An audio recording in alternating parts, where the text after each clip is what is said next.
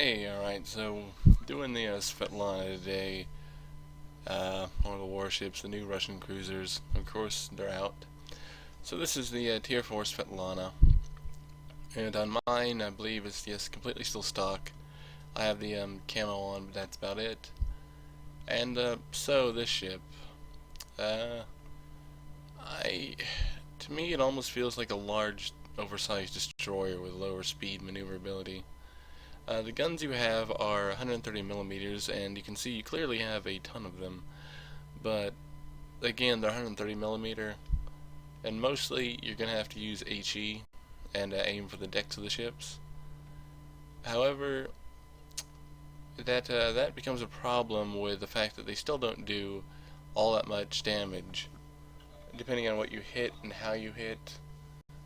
And so, it takes a lot longer, you can see with this thing, to get enough XP to get on upwards in the row of, or the tier. So that's definitely for me a major detractor to this thing. And the stock range being 10 kilometers, it's definitely not that good. Maneuverability, as you can see, it moves. No, I guess I can say that. The torpedoes, it has a range of 5 kilometers, and there seems to be a unique kind of system here. You can fire, I believe, like from here to this arc over here with your first launcher, but past that, the second launchers fire like the Phoenix does. So there's that to be worried about too. Now, AP can work if you're up close.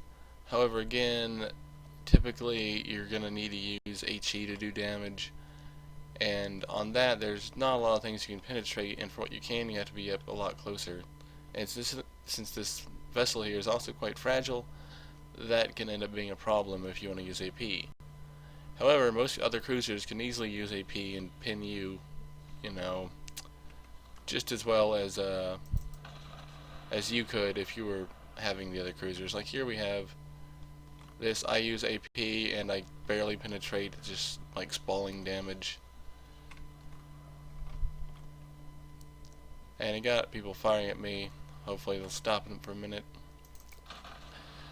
But yeah, you see the other cruisers, Phoenix and whatnot at tier 4, you can go through those. Oh wow, that was a lucky Citadel, but again, only 792. It was already heavily damaged. Now, the other ones, like I've trying to said, you can do better than them because their AP works a lot more effectively. And in which case, that AP is what gives you the massive amounts of damage. And see, I'm doing this very riskily because I'm coming into cruisers that have much better firepower than I do. See, that hit, if I was in a Phoenix as well, most likely would have killed him. See, there's a Svietlana. Let's see if I can... Nope, I cannot avoid that. And I'm probably going to get killed here pretty quickly because of that one shot. And you see there, we can't really do much. We have to get out to here.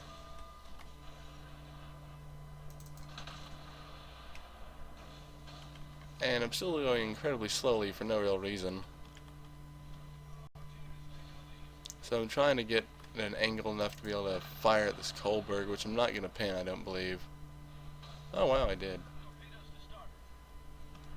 How they're able to fire those torpedoes at that angle, I don't know. Did they just have all the torpedoes in the universe?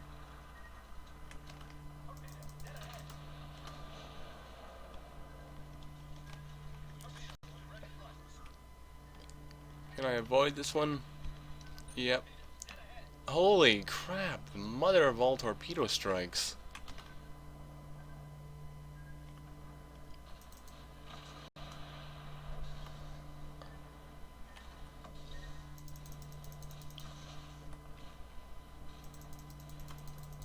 Can I please fire my guns? Why am I stopped? Well, alright, so that was pretty good there. Actually, very lucky for me. But going on, yeah, this, as you can see, can take a while to get up to full speed. I was miraculously able to dodge all those. I'm trying to turn here. It doesn't want to turn on me. And I believe that was it. So, yeah, the speed isn't that great, and this isn't with premium accounts, so, and this also had the 1.5, but even that boost to this with 2 kills and these hits you see, if you were doing this in a Phoenix, you would have been doing a lot better. A lot better. Or the Kuma, or what was the other tier 4? The Karlsruhe. Yes, in those you would be doing, you could do much better than that, because their AP is so much more effective. So, going to take a look at this in here, I do have to say I like the profile. I do like that. I like the look of the ship, definitely that. And it's a very thin profile, so hitting it head on is quite hard to do. However, you can then only have, say, 1, 2, 3, 4 guns right there on target. So you can fire 4 from the front, which isn't that bad. Again, though they're only 130 millimeters, so don't expect to be doing the kind of damage the Phoenix or the Kuma can do. Oh, let's go and look at the modules. Alright, here we'll have the 130 millimeter stock guns. You have all the information there you need. So, and this is the stock hull. There's the armor, hit points, and all that other relevant information. Torpedoes, the damage there is pretty good. Speed is alright, and range is 5 kilometers. So that's definitely better than the other tier destroyers in the Russian line. 10.2 kilometer, max speed of 29 knots. That seems to take an eternity to get up to. And down here you can get this, which I don't think I will, because I'm pretty sure I'm just going to skip this thing by using free XP. But right here, yeah, it's 1.1 kilometer increase, and I've always had the issue where by the time I get into that extra kilometer or in that distance, I always end up getting there fast enough to like have that be completely negated to be able to fire. Now, it's definitely not useless. You can use this, and it does improve your range, but it just, to me, it seems like something you don't need because it's just that much XP to use, and it only gets you something that you would get through in a few seconds by just traveling towards the target.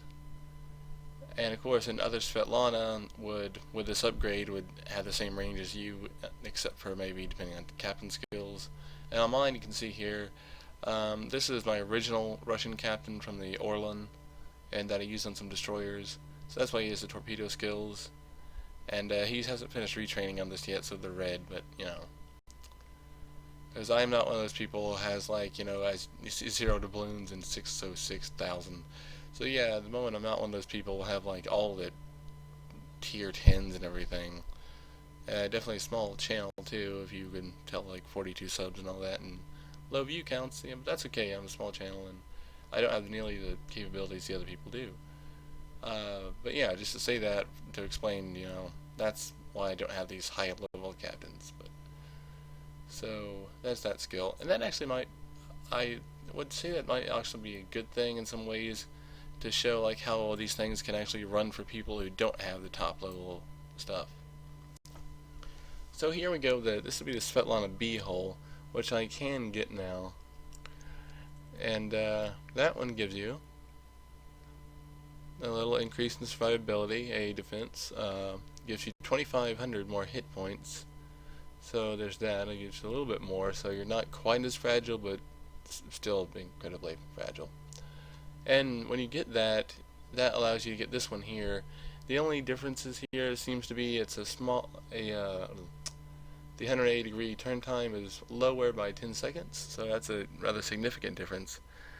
And after you put this up, I guess that also includes along there, I'm pointing to the screen like you can see this because I'm an idiot, the survivability and all that seems to increase, but I believe that's because they would require getting this as well. So just looking at the cannons there, it does 100 boost to the AP shell damage. Now I'm not quite sure if that means it has a higher velocity, or if that means it's more likely to penetrate, or if that just means when you do penetrate it does that much more damage. Because I would say if that made it more likely to penetrate, then that would be an excellent upgrade to get. I mean, clearly it's a good one to get anyway, but You know, again, that's another thing that could be dependent on what your playstyle is and what you're willing to use and what your tactics are going to be, because it doesn't improve HE, because 100, 1900, and 1900, it improves AP.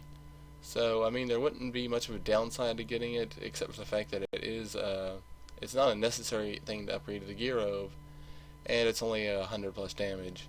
So if it doesn't actually help the AP get through the target, then at that point I could also say, just like this over here, the gunfire system, you might be able to just skip that if you want to and just try to get to the B hole and then straight to the Kirov as fast as you can. But yeah, that's gonna be my take on that. Because again, it just, you know, if it doesn't help, if it doesn't make the penetration easier or faster or more likely, then I don't know. It's just 100 points, and but I might get that. I don't know, because I'd have to get this anyway with free XP and then move on. But let's see some other stuff here. We only have this at the moment. But so that being the case, let's actually just go here and research this.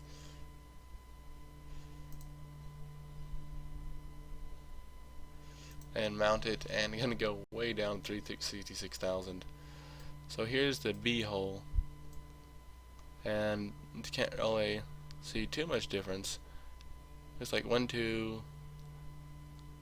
Oh wait, there's one turret there, so that's 1, 2, 3, 4, 5, 6, 7. So maybe, as I miscounted earlier, 7 guns that can fire from the front, which is pretty damn good. Although those can't fire exactly front, because the way they're mounted. But definitely those 3 can. You might have to move side to side for those.